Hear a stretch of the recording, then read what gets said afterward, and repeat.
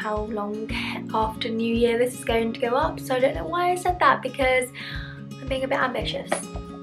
Anyway, welcome back to my YouTube channel. Today I am going to be talking about breastfeeding. So if you don't know, I have a 1.5-year-old child, toddler. I've been breastfeeding for quite a long time. Thought it would be a good idea to do my breastfeeding journey now. Although it hasn't come to an end, I feel like that's where it's heading pretty soon. So I thought it would be good to chat about everything that has happened along this journey. Also, it might be a bit informative, but really it's just sort of a chat because everyone's experiences are going to be different with breastfeeding. No one is going to breastfeed the same way. It's going to be so different because you're going to have a different baby. I have got some notes just to help me remember things because, like I said, it's been 1.5 years since I gave birth and breastfed for the first time, and a lot has happened. So sorry if I'm not always looking at you. I'm going to try and look down and then glance up at you so that you guys feel that you're here, but I do need to check my notes so that I'm not missing out anything. And also just remember that there's a few things that I need to go get from upstairs, so I'm just going to pop up and get those and then I'll be back in a minute. Hi, I'm back and I have everything that I need now, as well as a lovely cup of tea. So, let's start at the beginning. Let's start at the very beginning. A very good place to start. First of all, a little disclaimer, this is going to be a TMI video, so if you're not here for that, yeah, I'm not leaving anything out. So family members, if you're not comfortable, then leave. So, struggles.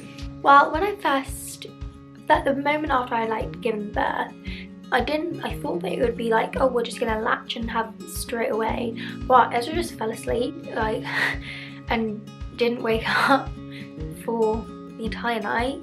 And I was saying to the midwives, I think I need to breastfeed him, and they were like, oh yeah, okay, let's wake him up. But he was just really sleepy and not really interested in having any milk. He was kind of just chilling. They talk about it as if the baby knows what to do and you're just gonna, it's all gonna be fine.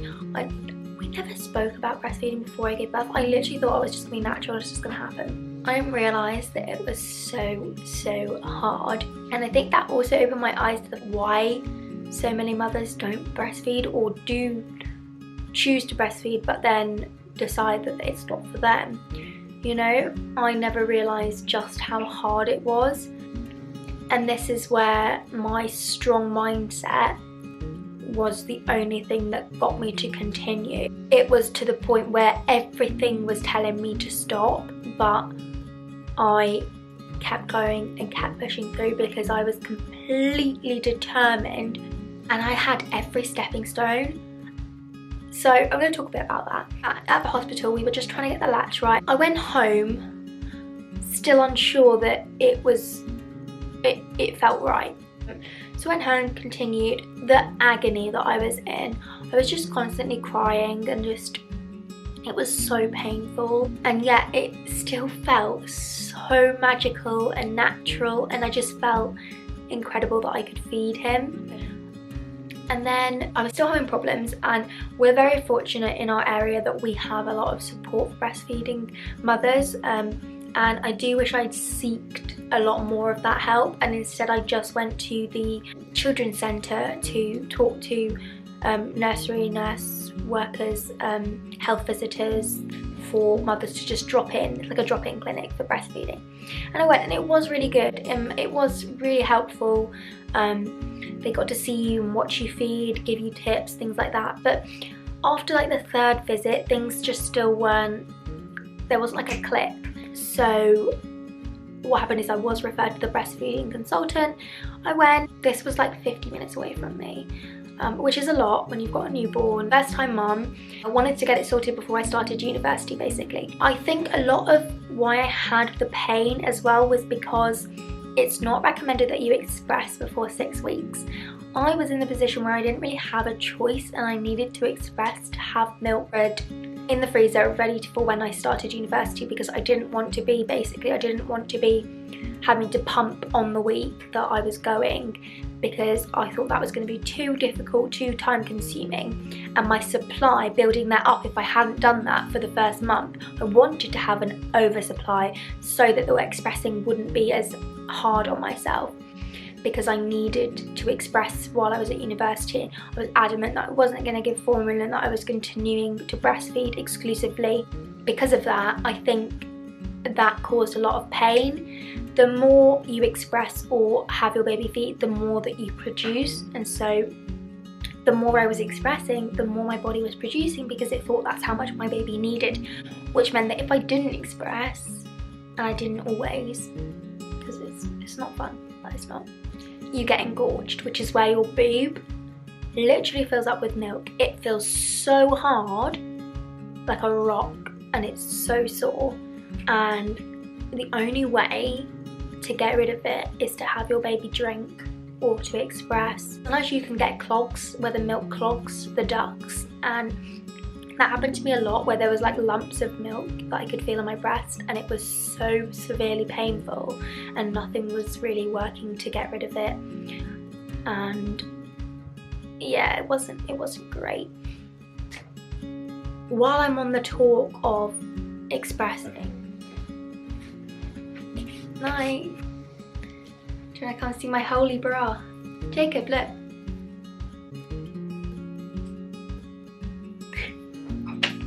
So, back to what I was talking about. You can buy specific bras for this if you've got the money and don't have one of these, basically. But this is a cheaper option. So basically, you know these bandos? I think they're called bandos. I don't know, you used to get them like as a teenager, and you wear them like under a tank top, or, you know, just sort of, they never worked for me. I never used it, but I had one in my drawer. So imagine this is on my body. I managed to make a hole here, and I don't have my breast pump with me because obviously it was a long time ago when I used to express, and I don't express anymore, so that's in the attic, so I don't have that, sorry. But you basically can put your breast pump in here, have this on your body, so that, I know this is going to be really hard to explain, but essentially you have to hold your breast pump like this onto your boob, and this meant that it stayed in place and I could have my hands free. I don't know if that makes sense, but basically you can buy these bandos really cheap. That's what I did. Worked really well. Didn't need to buy the real thing. Moving on, while we're on clothing, let's just go through that. I know this is going to seem like a really rambly video. I tried to get it into like a chronological order / sections, but my brain, it's just not going to happen. So let's just stay on the line of clothing right now. So clothing for breastfeeding specifically. You're going to need some breastfeeding bras. If you are, it's going to make your life easier. Unless you've got small boobs and don't need to wear a bra, then I envy you. But if you're like me and you've got G's, you're going to need a bra.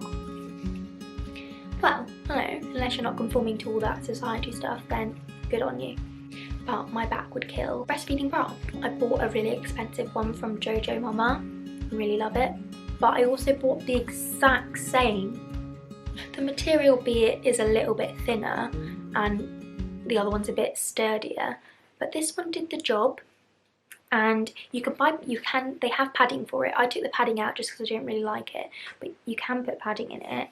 But there's an app called Wish. They're kind of a bit dodgy, I think. I don't know. I've not used them a lot, but I did use them for a few things while I was pregnant.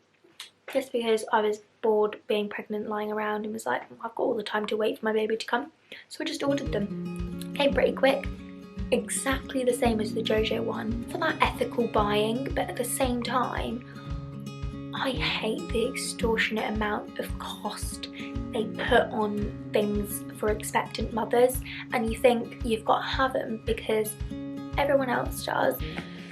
I'm going to move on because I've been talking about this for a very long time. In the beginning, these are all in the attic, so I don't have them, but I bought breastfeeding tops, secondhand tops, and then Jacob, my partner, found some on Amazon. I will link those because they're excellent and I wore them all the time because I needed something that was just one thing to wear and I wasn't going to get too hot because it was summer still. When I got into winter and we needed to wear jumpers, which happened very quickly because he was born in August, so by September, like, and you know, it was getting a bit chilly, so that's when I needed to wear jumpers. And breastfeeding in a jumper, like, just imagine me lifting this up right now and like it's just too hard, there's too much fabric going on already. I'm just going to tell you what worked for me and what I did.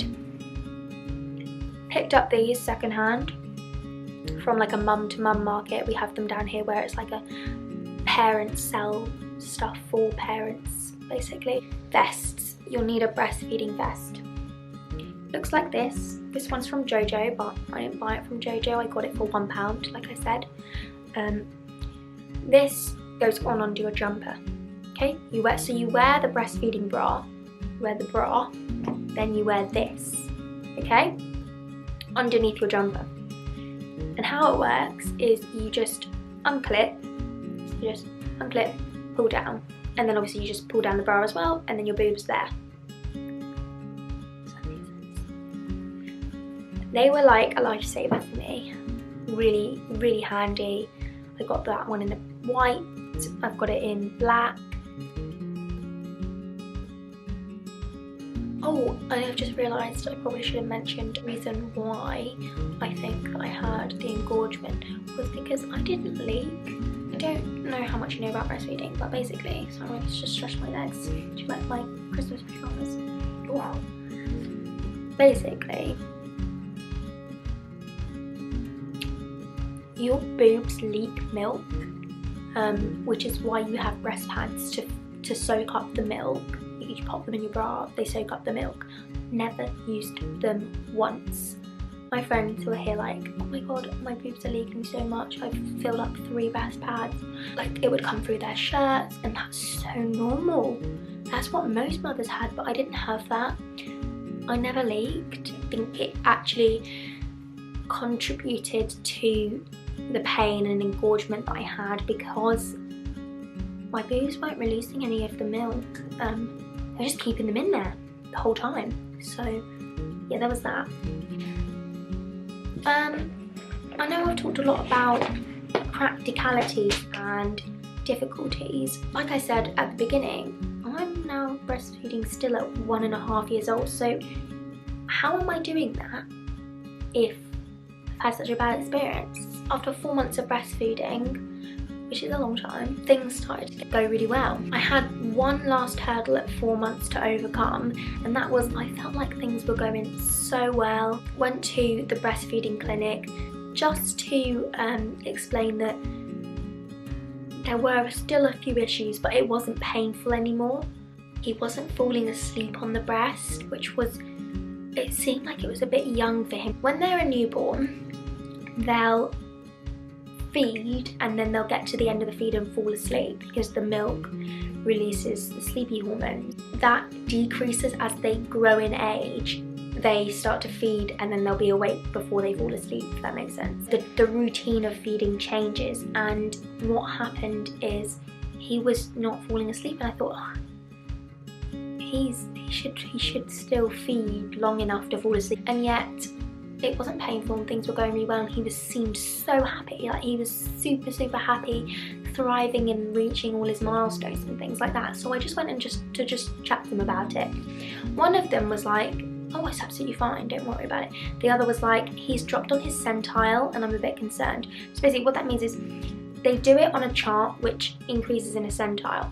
Dropping on your centile doesn't mean that you're underweight. They haven't gained as much weight as they would hope for their centile. He'd gone up, he hasn't lost any weight, he just hadn't gone up as much as they'd hoped. She was a bit concerned and asked if I'd go see the specialist again. Also said that it might be a good idea to look into whether or not my son had tongue tie, which popped up a few times because of the painful feeds. Tongue tie, if you don't know, and I'm not a professional, I have only just been told this as a parent, is when you have a little knot in your tongue, usually down here, where it's just too tight, so it should be really flexible so that you can move your tongue around.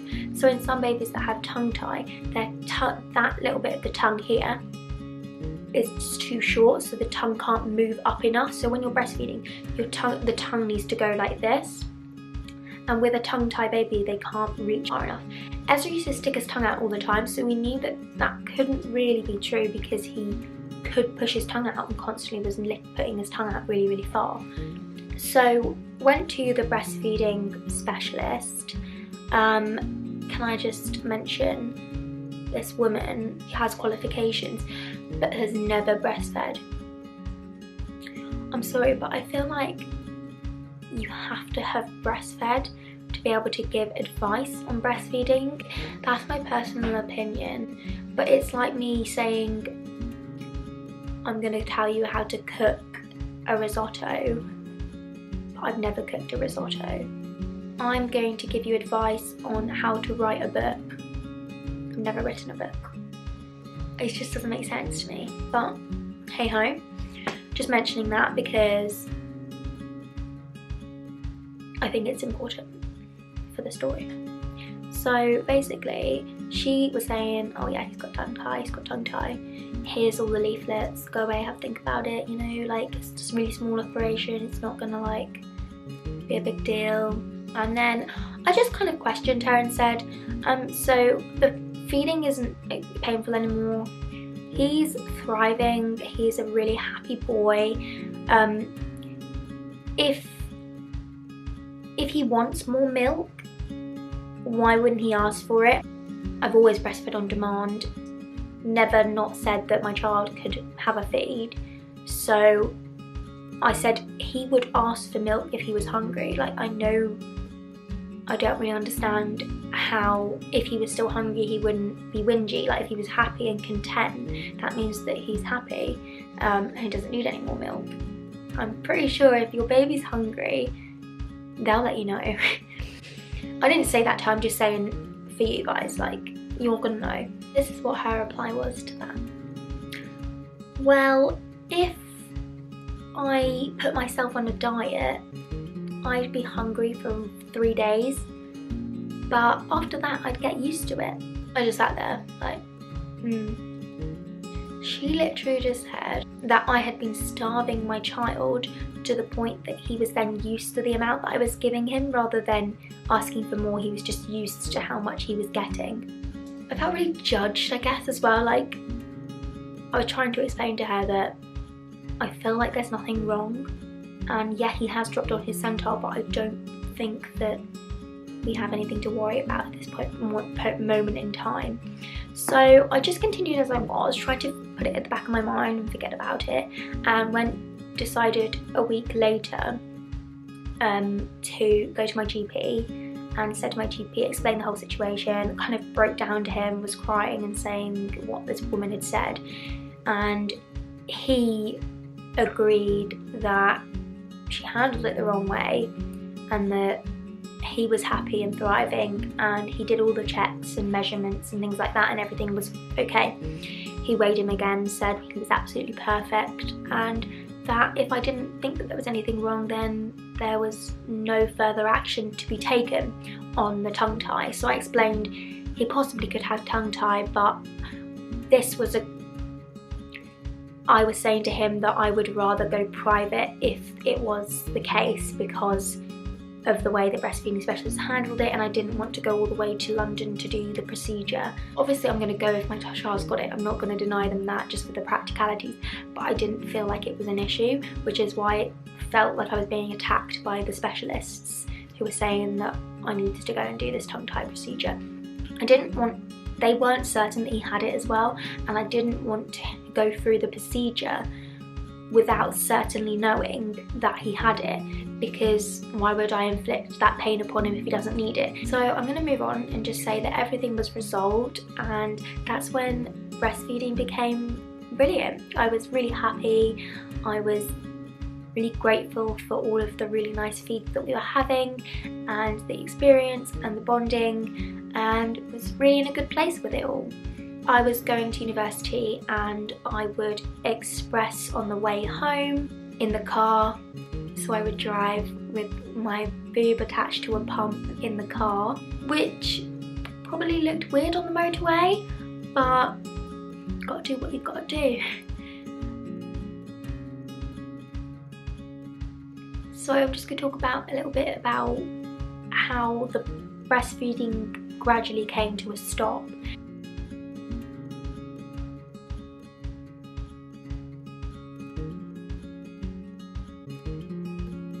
It hasn't completely stopped. He does sometimes feed. When he's poorly, he hasn't been poorly for a long time. When he's fallen over really bad and hurt himself, then sometimes for comfort, I usually offer in that instance rather than him asking for it. He doesn't really ask for it during the day. If he's really not happy, I will offer. Like, obviously he's a toddler now, he understands, so I can ask if he wants it, and he's able to say yes or no. And then at night time, before bed, so to fall asleep. But he usually doesn't fall asleep on the boob anymore. He has a bit of boob and then he'll come off and just settle himself. But it's just like a nice thing. I think he just enjoys it. He gets excited when he has it. But I don't think he needs it. I don't think he needs it at all. Why I'm mentioning it, because I feel like it's coming to an end soon, because if it's not often, I feel like it's only happening now because it's a part of a routine. I've not had any pain with stopping. I've stopped in the left breast. He just became irritable while on it, and I thought, okay, maybe I'm not producing from that anymore because it's so little. It's only one feed at night time and I haven't always been moving between the two. I think I did stop in the left one. I've definitely stopped now because I haven't breastfed on that side for a very long time. So it's only ever the right that I breastfeed from. That's where we're at with it. I'm just really happy that I managed to get through and do it, and I guess it's kind of if you're in that dark place where you're really not sure about it and it's really going wrong, but you do want to be able to do it, just stick with it and you'll do it, and you'll feel so much better for it because you did it against all of the adversity. You can feel accomplished for it. This has been the longest, hardest journey. To anyone starting their journey or in the middle of their journey or at the end of your journey, if you manage to breastfeed for even the smallest amount, even that first feed, well done. Good luck to anyone, and well done to anyone, because it is a hard thing to do. It is a really hard thing to do, and there isn't enough support out there. Just focus on you, your baby, and what's best for you and them, and whether that means stopping or continuing. Tips and tricks, that's what I've written. I wanted to give tips and tricks, but I don't think I had any. Oh, one for expressing, which not all mothers do, is this is not going to be health advice. I'm no way trying to educate. This is just what I personally did. So you know how you're supposed to move from each breast to breast, and if you don't, you do. You need to switch your breasts out to balance them. I would miss a feed on one breast so that it was full, so that when I expressed it was easier and quicker to express. I'm pretty sure quite a lot of people do that, so it's probably not a revelation, but it was just really helpful, because trying to express from the boob that you've just fed from is going to be too difficult. You're not going to get a lot. You're going to have to breastfeed from a breast that you haven't breastfed from, so you haven't had your baby drink from for a while, because that's going to have more milk in it. That's it. Storing bags, another tip. Sorry, I just had to look down, I saw it. Breastfeeding bags. When you're putting them in the fridge, you don't want them to be vertical. You're not going to get as many in, and it also takes longer to defrost. You want it horizontal. That way, when the milk freezes, it freezes flat, and you can stack more on top of each other. You can get way more in like that, and then they defrost in literally seconds. I don't know if mathematically I've butchered that, but that is a very big top tip. So I've kind of addressed everything in this video. If you've got any questions, then drop them in the comments below. If you're not comfortable with that being public, then please get in contact with me on Instagram. Check the links in the description box below as well for anything that I spoke about in this video, as I will link it. But that is everything for this video, so thank you very much for watching, and I'll see you again in my next video. Bye!